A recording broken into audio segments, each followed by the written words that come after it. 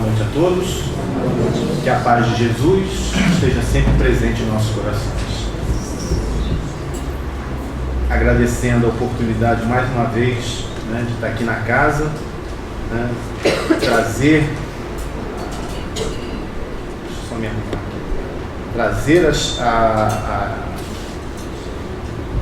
as palavras, né, trazer o ensino dos Espíritos. E hoje a gente vai, das outras vezes, a gente sempre trazia um tema evangélico, né, e falava a respeito, né, discutindo esse tema. Hoje a gente vai fazer um pouquinho diferente, né? Hoje a gente vai trazer um tema um pouco científico, né? Mas, como a doutrina é ciência, filosofia e religião, então a gente está dentro do tema. E aconteceu uma coisa muito interessante hoje, né? Uma pessoa chegou para mim e perguntou assim, que o tema que a gente vai abordar é a questão científica da reencarnação. Uma pessoa me perguntou assim: você vai falar sobre física quântica? Aí eu falei assim: física quântica? Bom, não conheço tanto e não sei, não coloquei nada sobre isso no estudo, né? E aí eu fui ler um pouquinho, né? Não sei se vocês já viram a questão o que é física quântica, né? A física quântica vai lidar com o imponderável, ou seja, são coisas muito minúsculas, né? São coisas que, assim, são ideias totalmente diferentes da física clássica, né? E esse conhecimento, essa nova ideia da física quântica abalou os princípios da física clássica que a gente conhece. Newton, as teorias de Newton, né? O universo que a gente conhece, né? Então, a física quântica abalou isso, com novas ideias, com uma nova visão, né? E se nós formos olhar, né, a questão da física quântica, a gente aprendeu isso na escola, mas os professores não sabiam explicar para a gente o que era.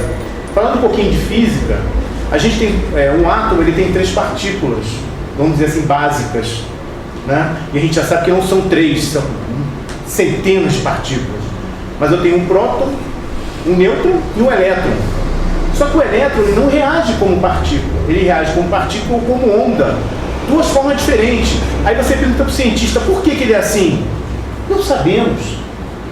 Não temos ideia, né? Por que ele reage dessa forma.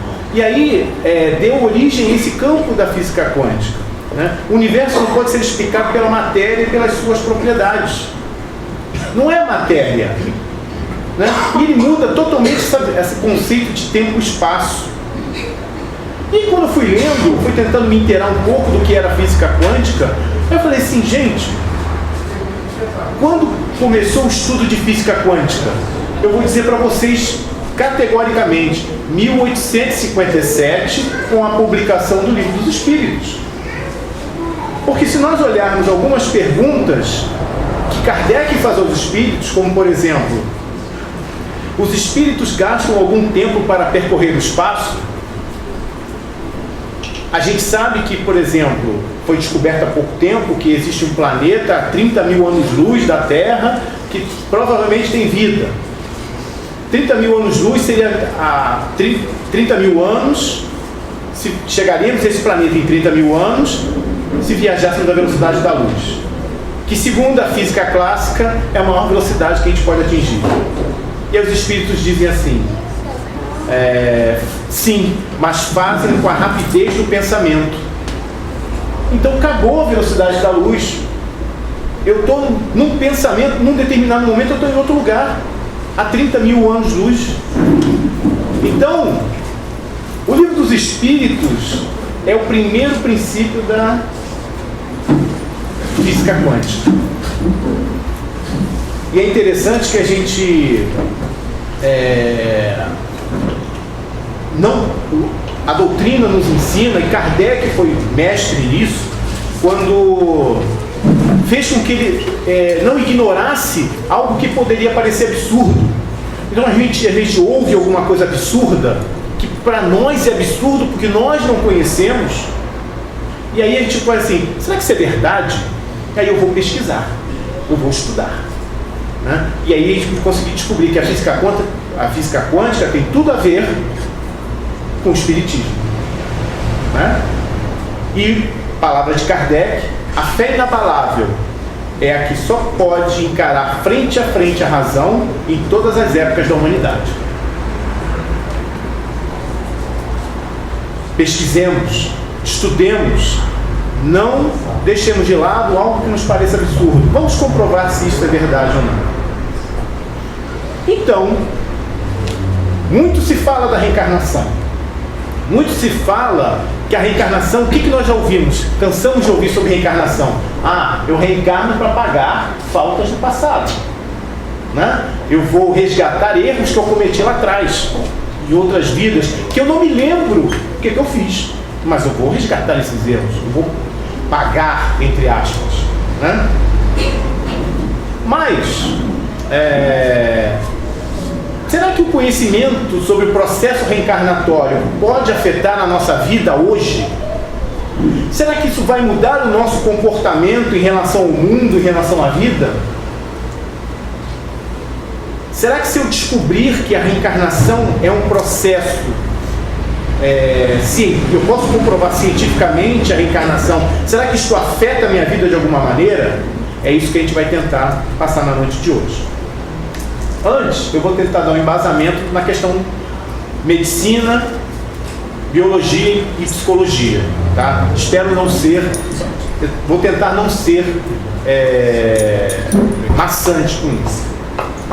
Vamos falar do nascimento. A gente sabe que a reencarnação começa antes do nascimento, mas vamos nos focar na questão do nascimento, após o nascimento. A criança de 0 a 6 meses, né? A criança, ela passa por 4 grandes fases na sua vida. A primeira grande fase vai do 0 aos 6 meses, onde começa a formação do eu. É quando aquele bebê começa a identificar que ele não é alguma coisa, ele é uma personalidade, ele é um indivíduo. E como é que ele percebe isso? Quem tem bebê, quem já teve, ou quem lida, vai perceber que a criança, em determinado momento, ela olha para a mão, faz um movimento e começa a rir. Ela mexe o pé, morde o pé e começa a rir. Por que ela está rindo? Ela está rindo porque ela descobre que é ela que faz esses movimentos. Não são aleatórios. São os movimentos que ela consegue, ela começa a ter controle sobre o seu corpo. E ela ri porque ela fica feliz por perceber isso, né? Quando a criança tem falhas de desenvolvimento nessa fase, né, dos 0 a 6 meses, que é a formação do eu, vai causar transtornos que são chamados de alta gravidade, que requerem internação e medicação constante, né? Por quê? Porque vai acontecer uma fragmentação do eu, né? A pessoa perde a identidade. Então, quando eu tenho uma falha nessa etapa da vida, ocorre esse processo, essa perda da identidade. E aí são processos esquizoides, são processos gravíssimos, né, onde é necessária a internação, porque a base foi danificada, né? Esse começo de desenvolvimento cerebral é afetado. E aí isso vai refletir para a vida inteira.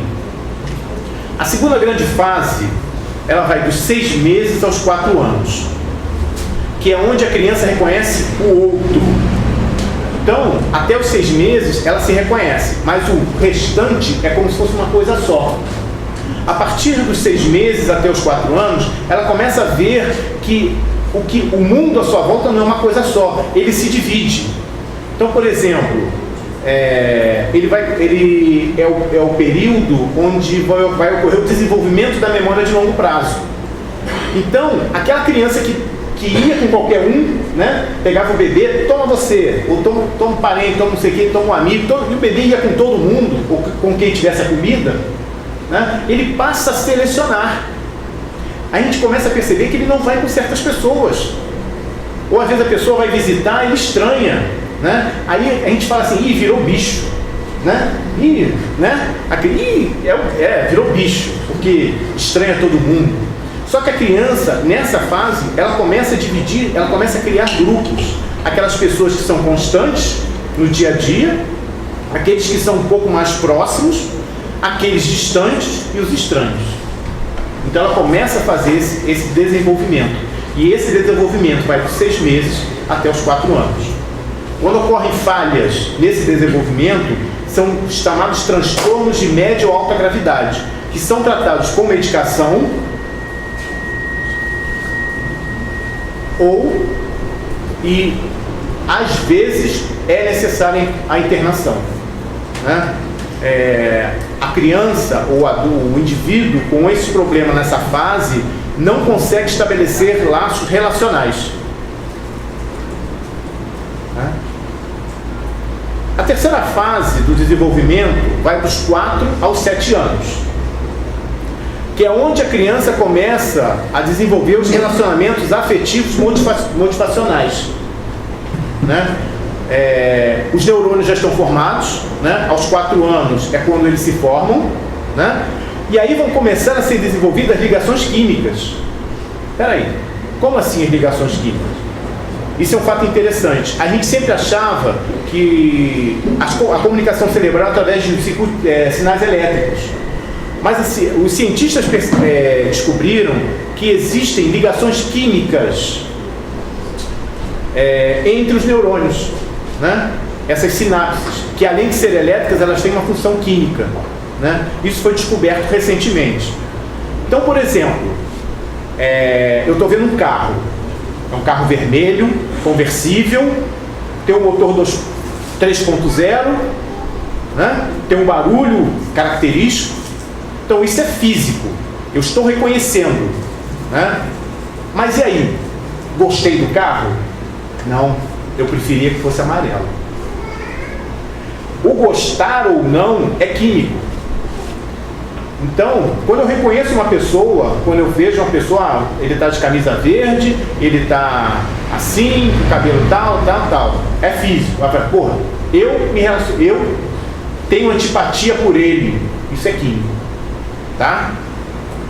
Quando eu tenho falha nesse período, eu tenho os chamados transtornos de média ou baixa gravidade, tá? Que são os transtornos bipolares, alguns casos de depressão, porque a gente sabe que a depressão, ela tem 2 grandes casos. Ou ela é química, problema médico, né? São esses casos onde você tem um problema nessa química cerebral, e aí eu preciso do medicamento para poder controlar. Ou em muitos casos, pode ser obsessão, né? Processo depressivo pode ser um caso de obsessão, que tem uma outra linha de tratamento. Então, esses são desequilíbrios de natureza química, que é necessária medicação, mas não é necessária internação.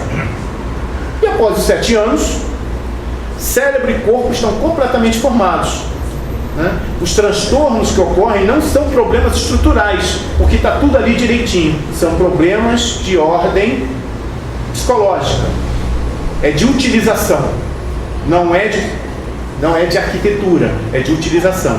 Aí recomenda-se a psicoterapia, né, a psicanálise, enfim. Vimos essas fases, e aí a gente vai começar a ver as coincidências com a doutrina. Nós já lemos o livro Missionários da Luz, né? O livro Missionários da Luz, ele é fantástico, ele traz todo o processo reencarnatório, né? André Luiz descreve com uma precisão todo o processo reencarnatório.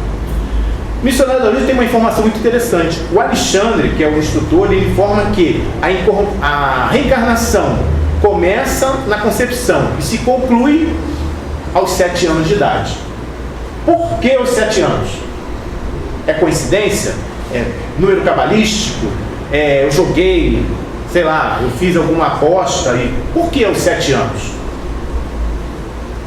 Porque aos 7 anos o organismo ele está completo, ele está completamente formado, incluindo o cérebro. E a cada 7 anos todas as nossas células são trocadas, exceto as cerebrais, porque elas crescem até os 4 e depois não se desenvolvem mais, né? Então, enquanto o corpo não está completamente formado, o espírito não está completamente reencarnado, porque ele é ligado célula a célula. O perispírito é ligado célula a célula ao corpo físico. Então, a encarnação só completa aos 7 anos porque o corpo humano está completo aos 7 anos. Coincidência, né? Uma outra coincidência muito interessante. Tem um livro, se não me engano, é Entre a Terra e o Céu, que André Luiz vê crianças no plano espiritual. As crianças correndo, indo para a escola. E vira para o orientador e fala assim: ué, como assim crianças? Nós não somos velhos? Né? Nós somos velhos. Nós somos espíritos velhos. Porque se nós estamos na segunda fase, que é provas e expiações, né, um mundo de provas e expiações, nós já passamos pelo mundo primitivo. Então não somos primeira encarnação. Como é que existem crianças no plano espiritual? E aí a orientadora diz o seguinte: você sabe que a reencarnação se completa aos 7 anos. Né? Nós já sabíamos. Mas ela diz o seguinte: se a criança desencarnar até os 4 anos, retorna para o mundo espiritual como adulto. Se ela desencarnar após os 4 anos, ela vai retornar como criança. E aí vai passar pela escola como uma criança e vai se desenvolvendo até atingir a maioridade. Só que esse tempo não é o mesmo tempo nosso da Terra. É o tempo de elevação do espírito. Espera aí. Vamos de novo lá no que a gente falou. Né? 4 anos. O que acontece aos 4 anos? O cérebro está formado. Os neurônios acabaram de se desenvolver. Interessante. Quando como as células do cérebro não estão formadas, o espírito, né, reencarnante, ele não consegue usar o cérebro do corpo novo que ele nasceu. Então ele vai usar que cérebro? Que ele já tinha. Tá? Então as ideias, muitas ideias, a gente vai ver isso um pouquinho mais à frente, vão ser do espírito e não do corpo novo. Interessante que essas obras foram escritas na década de 40. E esse conhecimento que a gente está vendo é recente. Então, peraí. Então você está me dizendo, né, que o espírito da criança, né, desde o processo de ligação, nascimento até os 4 anos, é o espírito antigo. São todas as emoções do espírito. Difícil de entender. Mas vamos dar alguns exemplos. Divaldo Franco, ele contou uma seguinte história, que nos Estados Unidos, as famílias que têm posses, geralmente elas patrocinam um hospital, uma faculdade, um curso, alguma coisa. E tinha uma família que tradicionalmente auxiliava, era uma família muito rica, auxiliava um hospital. E o jovem casal, continuou patrocinando aquele hospital. E aí o que aconteceu? A esposa estava grávida do segundo filho e por problemas na gestação, a criança nasceu prematuramente. E era norma, né? Era modelo, procedimento, nesses casos, de colocar a criança numa UTI neonatal que era totalmente isolada. Por quê? Porque como a criança não desenvolveu todo o mecanismo de defesa, ela era suscetível a infecções e poderia morrer por causa das infecções. Então ela era isolada e somente algumas poucas pessoas podiam entrar nessa UTI. Só que a criança estava reagindo mal, batimentos irregulares e a cada dia piorando. Aí o médico chegou para o pai e falou o seguinte: olha, lamento informar que essa criança não deve passar de hoje. Amanhã, provavelmente ela não vai estar mais viva. E aí foi a tristeza, ele voltou para casa. E aí foi falar com a mulher, com a esposa: olha, nossa filha não vai sobreviver. E ele já tinha um garoto de 5 anos. Aí o garoto ouviu: a minha irmãzinha vai morrer? Vai. Mas eu nem a conheço. Eu posso ir visitá-la? Aí, meu filho, não podemos entrar na UTI neonatal. Ué, ela não vai morrer? Qual a diferença? Que diferença vai fazer? Aí os pais viram, o argumento é convincente, vamos lá. Aí foi conversar com o médico falou: não, tudo bem, com um argumento desse. Aí eles entraram na UTI neonatal. Quando o garoto se aproximou da incubadora e falou assim: oi, raio de sol, vim te ver, e começou a cantar a música que ele cantava enquanto ela estava na barriga, a criança reagiu. Os batimentos se equilibraram, os níveis, a pressão arterial subiu, os batimentos se equilibraram. O médico viu e: o que está acontecendo?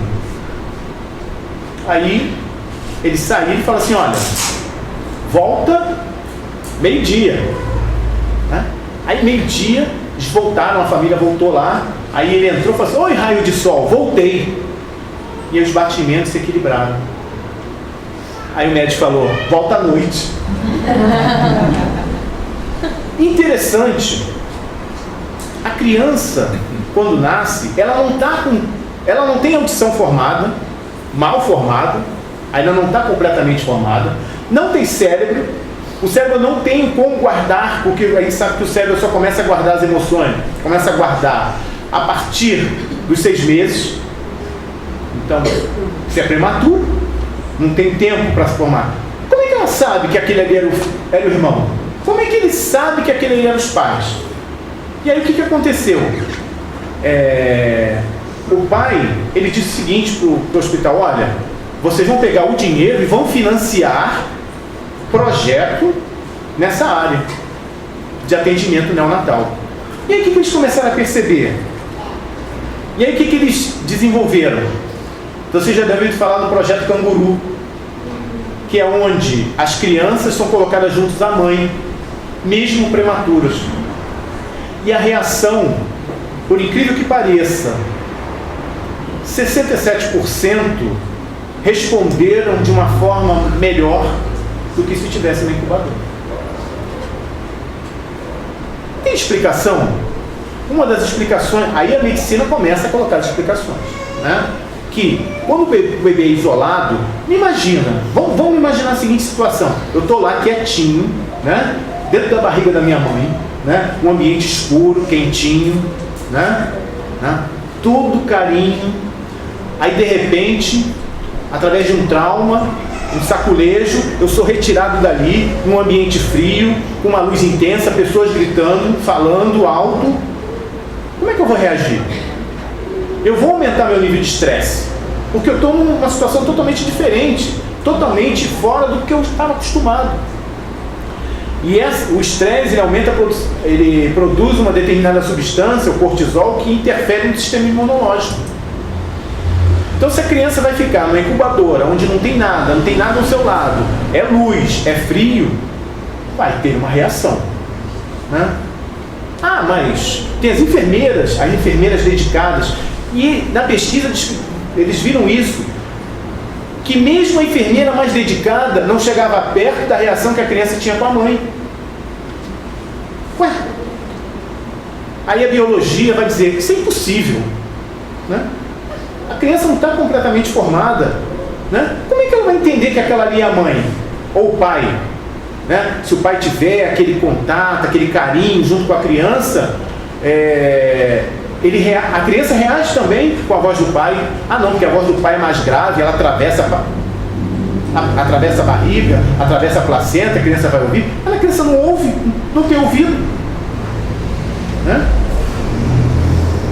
O Conselho Federal de Psicologia tem aí continuando, né? O Conselho Federal de Psicologia tem uma terapia que se chama regressão de memória à vida intrauterina. O que é isso? Você vai resgatar lembranças e sentimentos vividos enquanto estava no útero. Você passa por um processo de uma hipnose, né, um relaxamento, e aí você é confrontado, é perguntado por relações de como você vivia, né? De como era o relacionamento, né? E quando você faz um trabalho de psicoterapia, o psicoterapeuta pergunta: como foi a gestação? A sua gestação?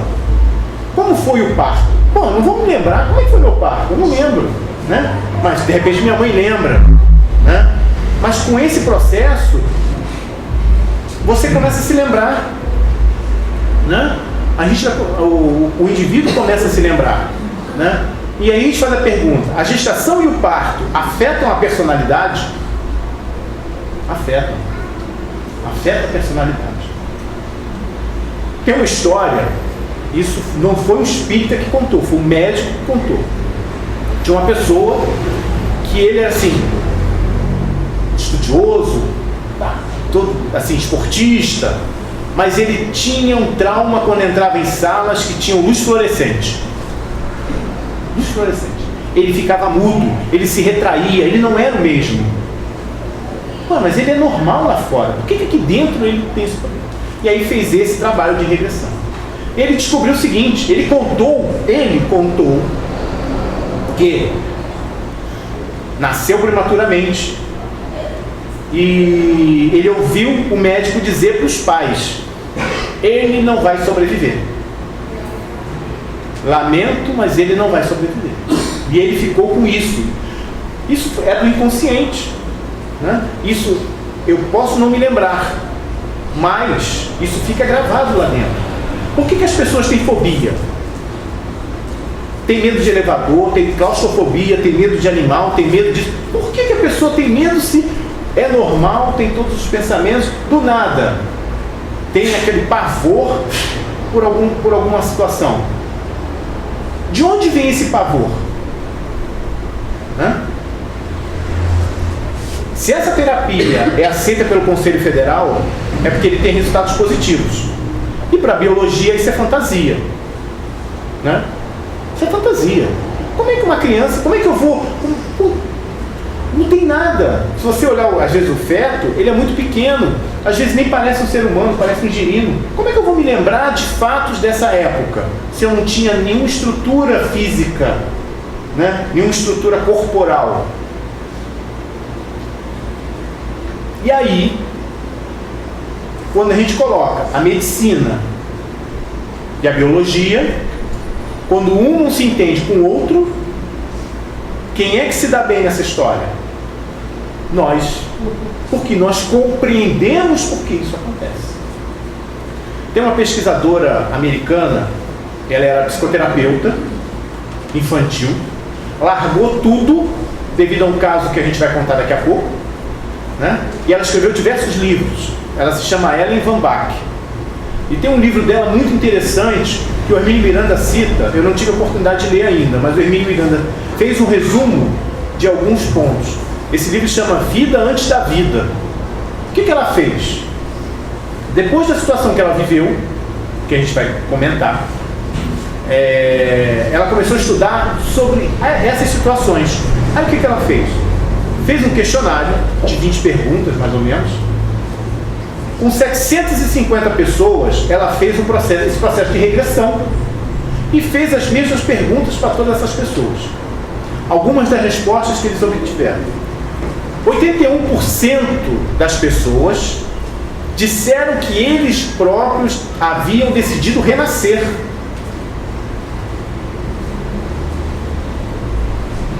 68% declararam-se relutantes, tensos com a perspectiva de viver uma nova vida. Muita gente, mais da metade, tinha medo de reencarnar. Se a gente lembrar de Emmanuel diz o seguinte, que reencarnar é voltar para a prisão. Será que é verdade? A criança chora porque está presa.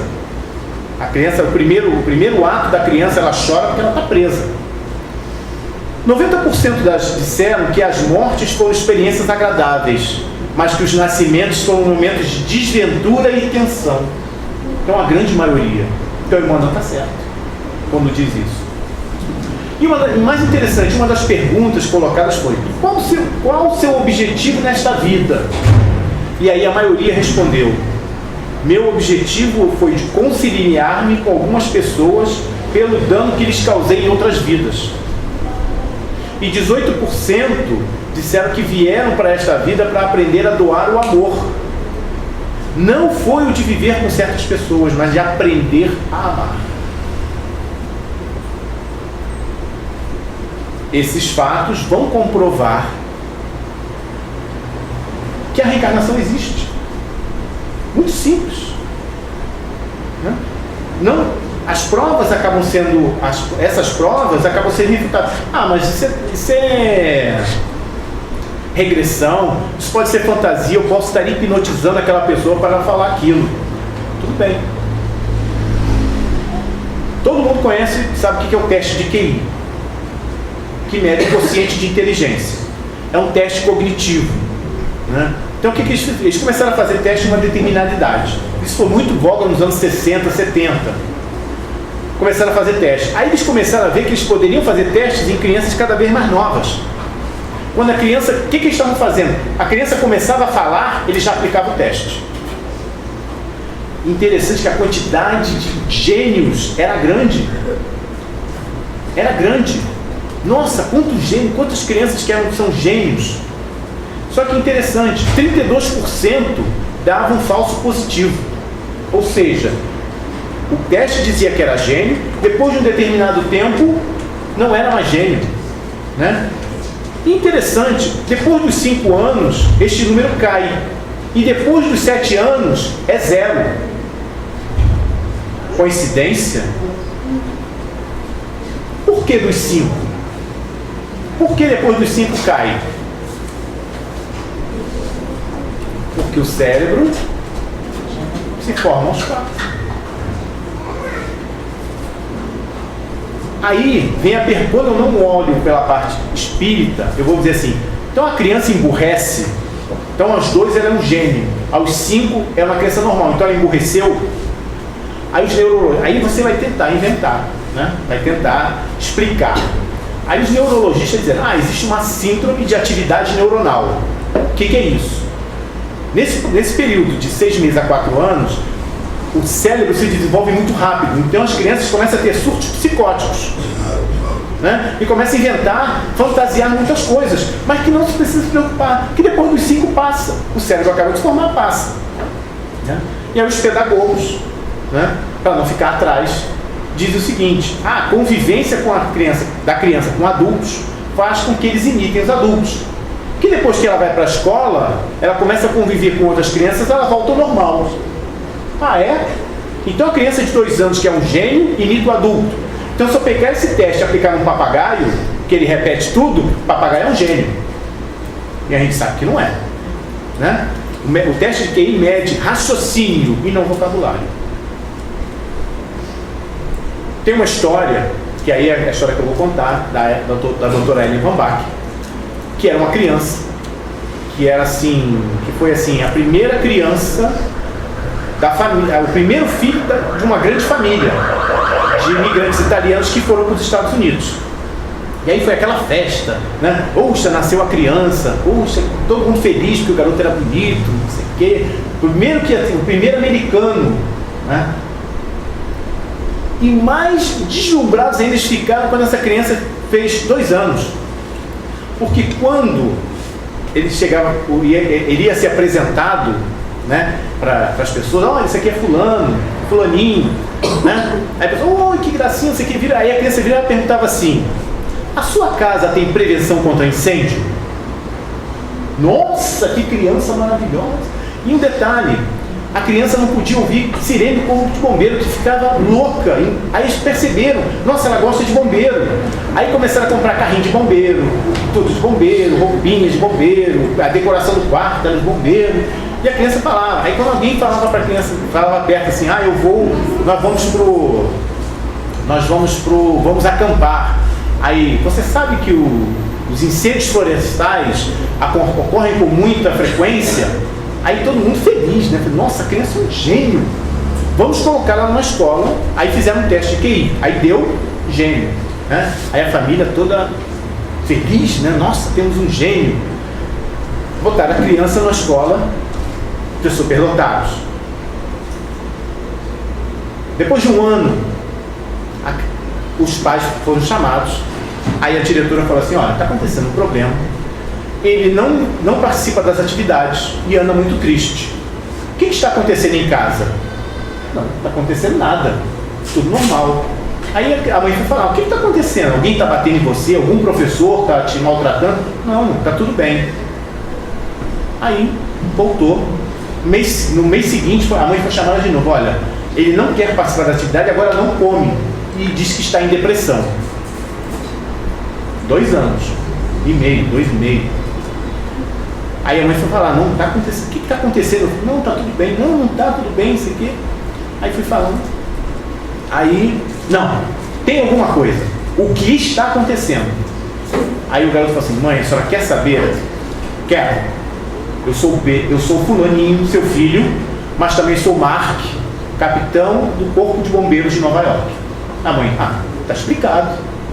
Mark era o bonequinho que salvava todo mundo. Toda a família conhecia o bombeiro Mark, né? Porque ele era o herói. Então tá explicado. Aí ele foi falar com a diretora: não, tá tudo bem. Ele tá achando, ele tá confundindo, ele tá achando que ele é o bombeiro Mark, que é o herói dele imaginário de está afetando ele. Então tira tudo de bombeiro, muda a decoração do quarto, ninguém mais fala de bombeiro. Aí fizeram isso. Aí o garoto, mesmo que ele entrou em depressão. Não queria ir na escola, não queria comer, ficou muito triste, não falava com ninguém. E aí a família entrou em desespero. Aí a diretora falou assim: olha, eu vou indicar uma terapeuta que pode ajudar nesse caso, que foi a doutora Ellen. Aí foi contada a história para ela.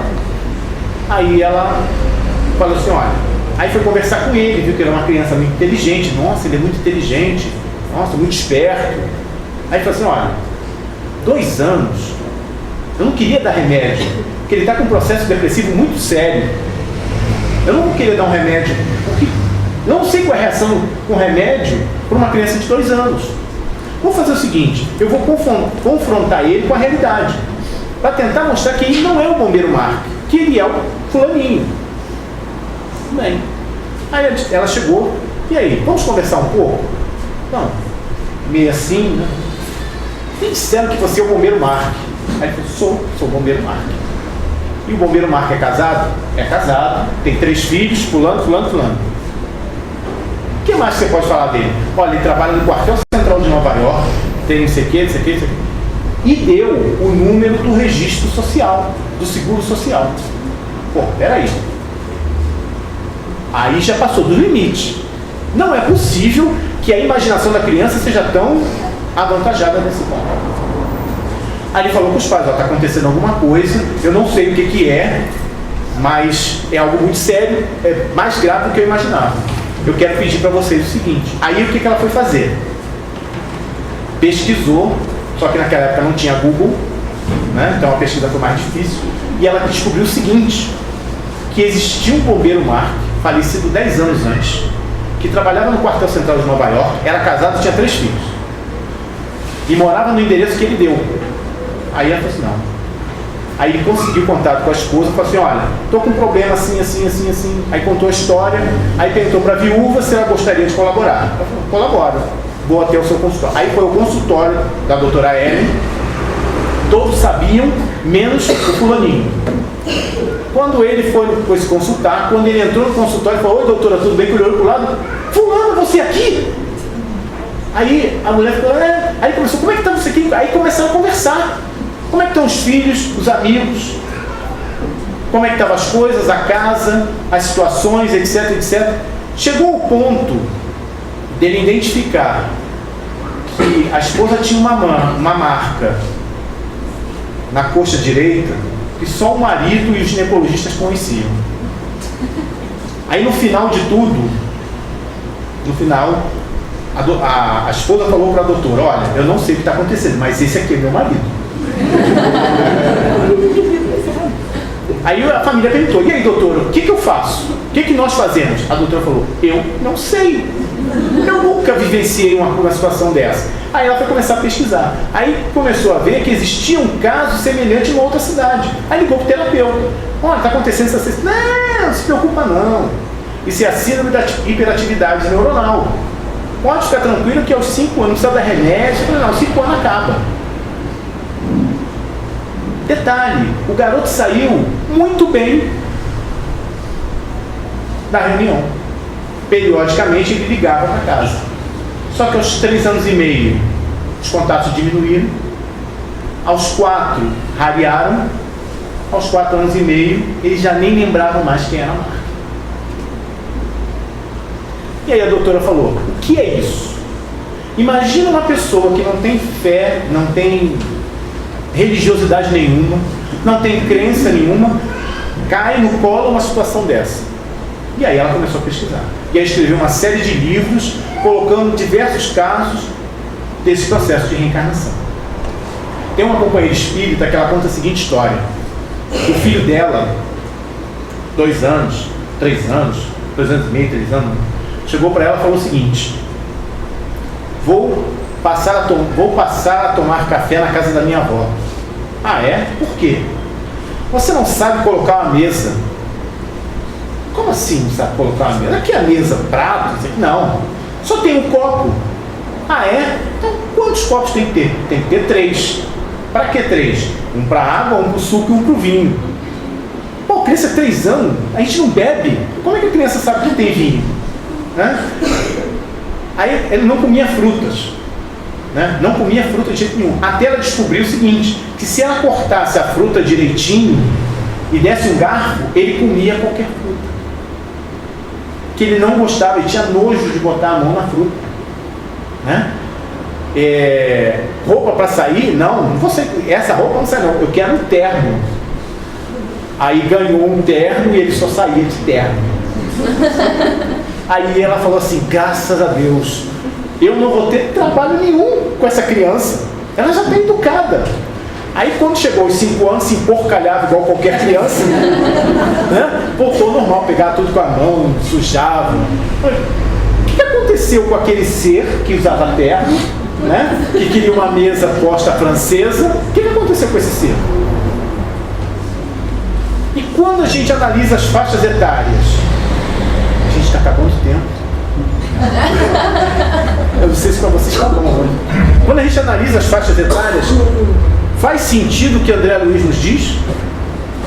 Faz sentido? Todo sentido. E aí vem a nossa transformação. Se eu tiver um filho, 5 anos, 6 anos, chegar para ele e falar o seguinte: você é um peso para mim, eu te odeio. O que a criança vai pensar? Vai dizer assim: ih, papai está nervoso. A criança não vai ter noção do que eu estou falando, porque ela não conhece as sintaxes, não conhece a questão da palavra. Agora imagina repetir a mesma coisa com um bebê de 3 meses. Vocês querem saber o que é isso com um bebê de 3 meses? Vamos imaginar que nós soframos um acidente, fiquemos em coma no hospital. Nós estamos em coma, nós estamos vivos. Só que eu não vejo, eu não ouço, né? O cérebro mal funciona porque os aparelhos vão dizer que eu estou em coma. Aí chega a enfermeira e fala assim: isso é um estorvo, melhor que morresse para liberar logo o leito do hospital. E eu estou ouvindo aquilo tudo. Como é que eu me sinto? Né?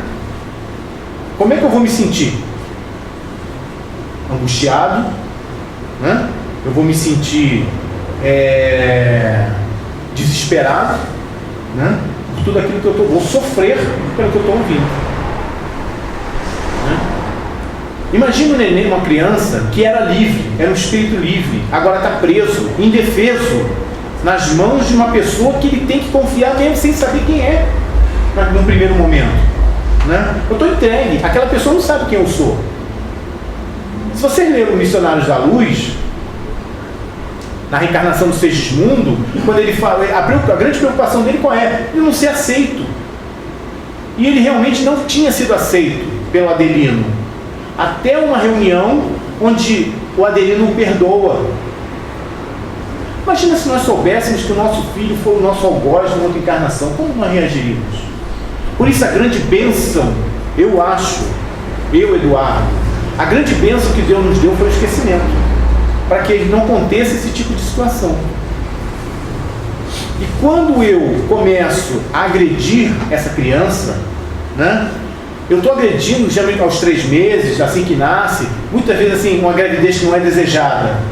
Aí nasce a criança, vem esse traste, me impedindo de sair, me impedindo de fazer as coisas. É exatamente no momento mais crítico da construção do cérebro, né? Que é do 0 a 6 meses. E aí eu tenho ódio, o espírito vai sentir o ódio, a mágoa, a angústia, e isso vai refletir no corpo dela.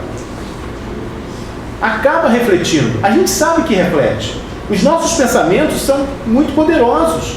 A gente não tem noção da força que tem. E esse pensamento de ódio que o espírito manifesta por tudo aquilo que está sendo dito a ele, vai refletir no corpo físico, né? Para encerrar, 2 historinhas. Não podia passar sem contar as historinhas. Novamente, Divaldo. E assim, se tem alguém que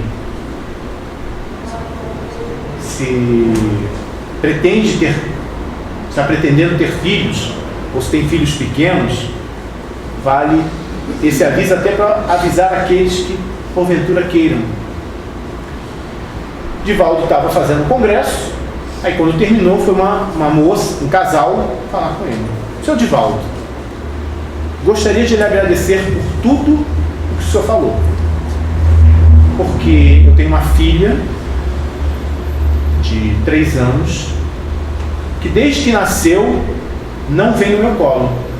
Ela nunca mamou no peito, no meu peito. Toda vez que ela vinha no meu colo, ela gritava desesperada, e ela ia com qualquer um, menos comigo. Quando ela começou, ela nunca me chamou, depois que ela cresceu, nunca me chamou de mãe, sempre me chamava de aquela mulher. Era dócil com todos, menos comigo. E hoje eu entendi que nós somos inimigos do passado, mas eu quero saber como eu faço, mas eu não a odeio. Eu quero saber como mudar essa situação. Aí o Divaldo: olha,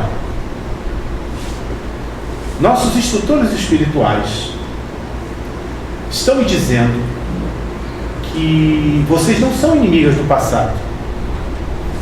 Como assim não somos inimigos? Ela tem 3 anos. O problema não foi a encarnação passada, o problema foi essa encarnação. Como assim se ela só tem 3 anos? Olha, não sei. Aconteceu algum problema na gestação, aconteceu algum problema no parto, alguma coisa aconteceu que causou isso. Então, o que eu aconselho é: converse com todos envolvidos para descobrir o que está acontecendo. Eu vou fazer um seminário em tal cidade e a gente se encontra lá, daqui a 15 dias. Ótimo. 15 dias depois se encontraram de novo, aí foi a família toda. Falei: nós conversamos, não vimos nada, nenhum problema. Aí o Divaldo parou e falou: olha, infelizmente, nossos amigos espirituais dizem que continuam afirmando que o problema foi nessa encarnação, mais precisamente no parto. Como foi o procedimento do parto? Foi tudo bem, a gente foi para o hospital, o médico era amigo nosso, correu tudo bem, foi até mais rápido do que a gente imaginava. Então, e depois? No nascimento? Não, o nascimento foi tranquilo. Ele pegou a criança e disse: é uma menina. Aí o Divaldo falou para ela assim: o que você disse? Aí ela parou. Eu disse: que pena. Mas aí o Divaldo completa: o espírito estava ali ao lado. Ele disse: que pena, você não me quer, também não te quero nunca mais. Mas não era isso. É porque o filho, a gente achava que era um menino e a gente fez o quarto todo azul e não sei o que. Aí o Oswaldo, não é para mim que você tem que explicar isso, tem que explicar para ela.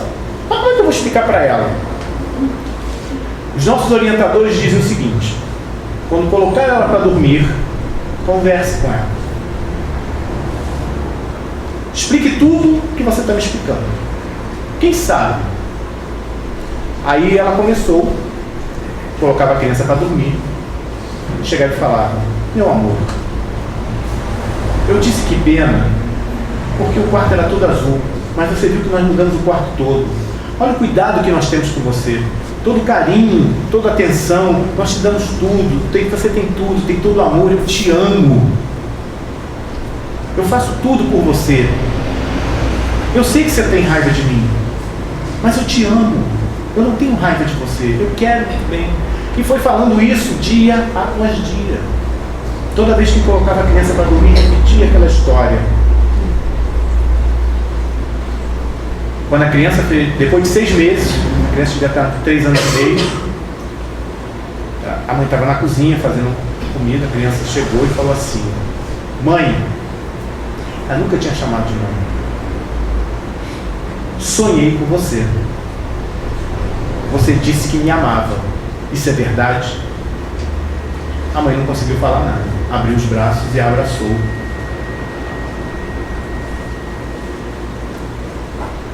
A criança ouve? Né? Por que dormindo? Quando nós dormimos, nós não temos tanto essa noção porque nós já estamos habituados. Mas a criança, ela passa a maior parte do tempo dormindo. Quando ela passa a maior parte do tempo dormindo, o espírito, ele fica liberto.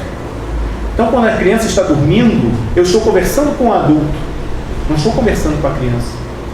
E quando a criança manifestava o ódio, na realidade ela não sabia por que estava manifestando, que era um instinto, mas o espírito sabia. Então, a importância que nós temos que ter no contato com as crianças.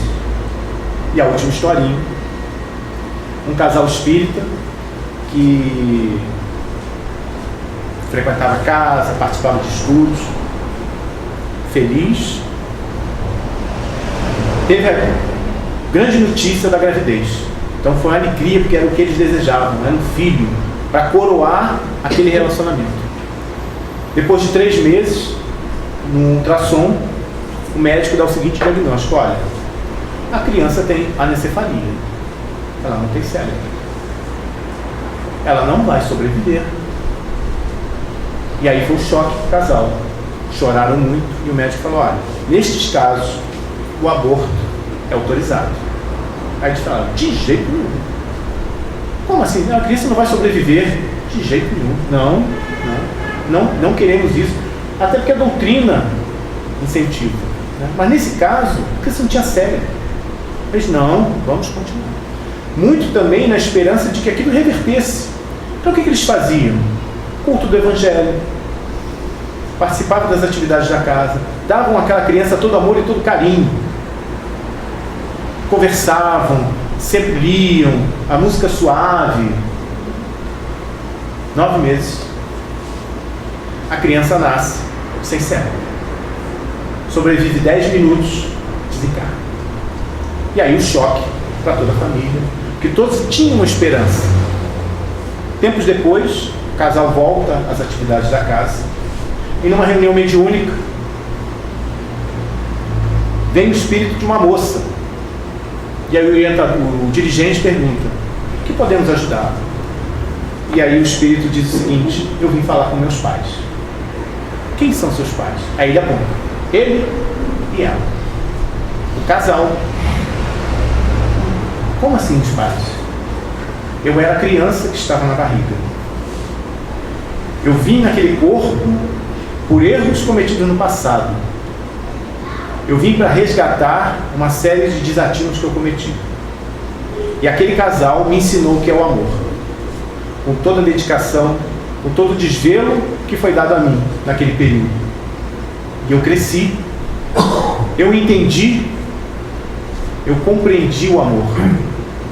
E estou vindo aqui para agradecê-los por tudo que fizeram por mim e comunicar que dentro em breve estarei retornando com eles. E gostaria de pedir que me desse o mesmo nome de quando da primeira vez. Algum tempo depois, o casal, a moça ficou grávida novamente, teve uma linda menina e colocou o mesmo nome. O que nós podemos tirar?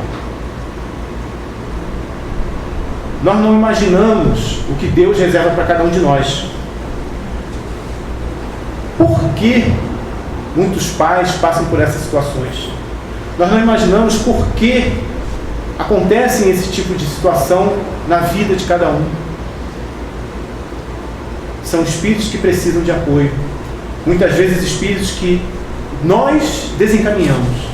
E nos é dada a oportunidade de, nesse retorno, levá-los ao caminho que deveriam ir, que deveriam ter seguido há muito tempo. Então, que sirva de alerta para todos nós, né? Aqueles que têm filhos pequenos, até os 4 anos, né? Que quando conversarem, e a gente sempre falava isso, eu sempre fiz isso com a minha filha. Alguém falou isso para mim, eu não sei porquê, e eu segui a regra. Quando conversava com ela, conversava com um adulto, mesmo com 2 anos. Você errou. Não faça de novo. Por isso. Explicar, mas a criança não entende. A gente sabe que entende. Né?